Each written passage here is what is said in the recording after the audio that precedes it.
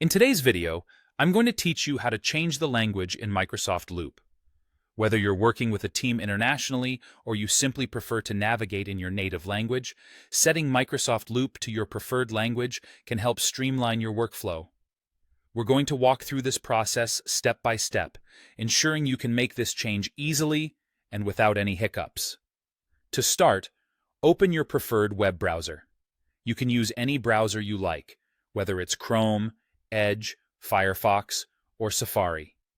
In the search bar, type Microsoft Loop and hit Enter. You should see a search results page populated with links related to Microsoft Loop. The top result usually leads you directly to the official Microsoft Loop website, and that's the one you want to click on. Next, you'll need to sign in to your Microsoft Loop account. Look for the Sign In button on the top right corner of the page. Click on it and enter your Microsoft credentials. If you have multiple accounts, make sure you're logging into the one associated with your Microsoft Loop access. If you're having any trouble, double-check your email and password combination to ensure they're correct. Once you've successfully signed in, direct your attention to your Microsoft account settings. Typically, you'll find this option by clicking on your profile picture or initials, usually in the upper right-hand corner. A drop-down menu should appear, and here you'll find the option for account settings. Click on that, and you'll be redirected to your account management page. On your account page, find and click on Settings and Privacy. This option is where you can manage various aspects of your account, especially those related to personalization and security.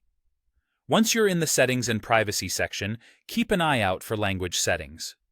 This is where the actual language change happens. In the Language Settings menu, you'll see a list of languages. The language at the top is the one currently set as your default. If your preferred language isn't already listed, you may need to add it. Look for an option to add a new language. There should be clear instructions or a button for this task. Once you locate and add your preferred language to the list, make sure to move it to the top so that it becomes the default. This step is crucial because your selected language will only apply if it's prioritized at the top of the list. And there you have it. You've successfully changed the language settings on Microsoft Loop. Remember, here, it's all about enhancing your user experience.